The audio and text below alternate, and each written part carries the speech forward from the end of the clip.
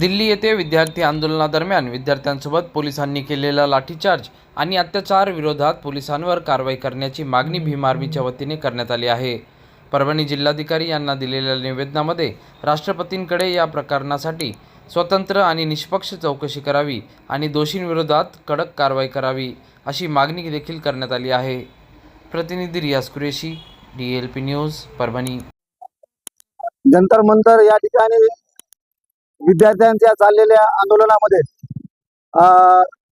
पोलिसांचा अमानुष लाठीचार्ज याचा जवाब तो गृहमंत्री या विरोधात भारताचे आमचे खासदार नगीना सांसद चंद्रशेखर रावण आझाद यांनी पूर्ण भारत बंद ची हाक दिलेली आहे।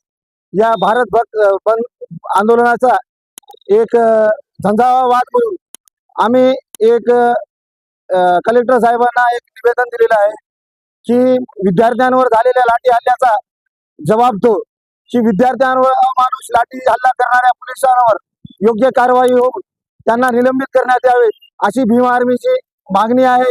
आणि ज्या आंदोलनकर्ते जे विद्यार्थी आहेत, देशाचं भवितव्य घडवणारे विद्यार्थी, यांच्यावर भारत सरकारने हे घणाघाती घात केलेला आहे आणि या अनुषंगाने भीम आर्मीने सरकारला जवाब दो या पद्धतीने आम्ही एक आंदोलन केलेलं आहे। या आंदोलनाच्या माध्यमातून जो विद्यार्थी भारताची दिशा व वैभव वाढविण्याचे कार्य करत आहेत, त्या विद्यार्थ्यांवर हे अमानुष्य हल्ला करणाऱ्या दिल्ली पोलीस जंतर मंतर या ठिकाणी पोलिसांनी जे लाठी हल्ला केलेला आहे याचा आम्ही जाहीर निषेध करतो व भारत सरकार यांचाही आम्ही जाहीर निषेध करतो।